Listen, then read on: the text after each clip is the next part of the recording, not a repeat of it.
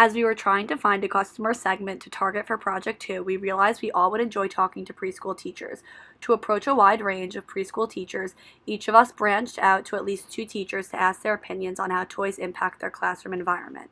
With this, we were able to see that toys are a huge aspect of a classroom, being that they keep children focused or distracted when need be, but also they help them learn. In some classrooms, the teachers explain that many toys are wasted, as certain toys attract certain children.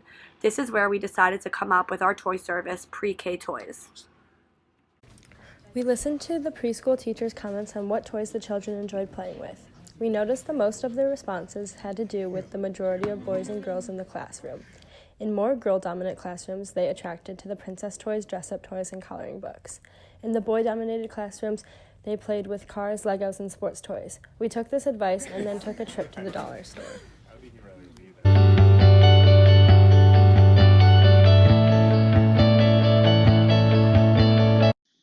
For the second iteration, we thought of the idea of recycling toys. As children love new toys to play with, they also get very bored of older toys. Both of the customers in our business would benefit. Here is our business model canvas sheet where we were able to figure out how we were going to target our customer segment, which was preschool teachers. Also, our interviews with Dawn White and Nick really helped us shape how we were going to target our customer segment and taught us a lot about the process. So as you could see in our business model canvas, some of the channels that we connected to our customer segment by was direct email, talking to teachers in person during their recess time or lunch breaks, calling preschools, interviewing past camp counselors who are assistant preschool teachers. But me and Tyler and our group agreed that when we spoke directly with teachers in person, we were able to really get a grasp of how they run their classrooms and how toys impact them. When we were talking in person, we spoke to 4 different preschools in person, and we got 2 of them to agree. Whereas when we emailed, we got 1 email back in which they also agreed, but we were waiting back for a bunch of other emails. Yeah. Here's one of our interviews with a teacher's assistant who goes to various preschools around Ann Arbor. So tell us what you're doing this year in Ann Arbor for your free time. So this summer, it sparked my interest in working with children. So I actually go to preschools often in Ann Arbor and work with them and just interact. Cool. So when you're working with these young children in Ann Arbor, do you see what do you see about their interest in toys and like their interest in the classrooms? So I've noticed that the same group of kids are trying to play with the same specific toys, and oftentimes they're fighting over the same toys and the toys that I guess are not considered cool or whatever, right, are not being utilized.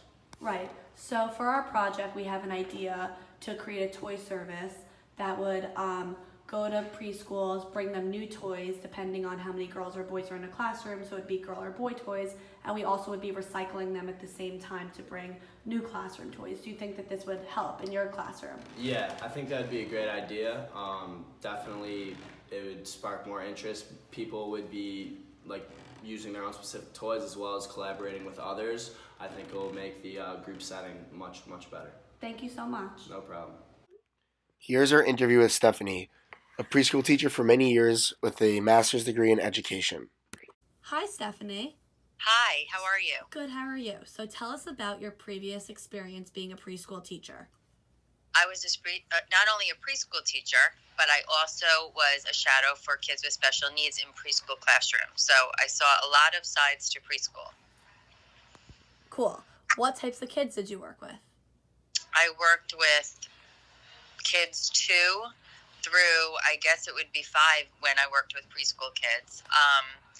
And I was mostly in the younger class, the 2 and 3-year-olds. Right. So how did your children interact with toys in the classroom? What did you see about their involvement with them? So children mostly interact with toys. Like when you're not reading or doing art projects, it's all about toys. It's about the babies and the kitchen and the play area. And there's also toys like, puzzles and visual spatial things and mathematical concepts like cubes and stacking things. Right. So for our project, we decided to come up with a toy service where we know that there could be fighting in a classroom over toys, and also some children aren't engaged with certain toys. Did you notice that in your classroom? All the time. Children fight over toys before they learn turn taking and sharing and friendship and all the manners that, people have. And a lot of it's teaching them limits and boundaries with toys and how to use them properly and be nice to your neighbor and that kind of thing. Right. So you think that if we came up with a toy service that would bring new toys into classrooms and also take out the toys that aren't used and recycle them to other classrooms, would you want to have that in your own classroom? I think that would be great because the kids definitely get bored of toys. They have their favorites. They get stuck on things. It's always great to give them something new. It's always great to create ideas off of new toys and see what you can do to help the kids just learn new concepts. Like in the case of puzzles or blocks or specific kitchen utensils, the kids would just get tired of them and you have to put in new things. So yes. Thank you so much. You're so welcome. Bye. Bye.